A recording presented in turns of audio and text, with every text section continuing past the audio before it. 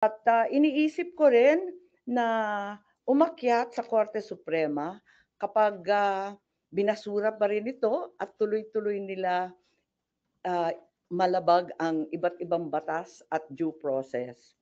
Huli, nais ko rin banggitin na inanyayahan ako ng majority at tulad ni Senator Marcoleta, bigla akong sinabihan na kung last week ako yung chairman ng Foreign Relations, this week iba na yata ang utos.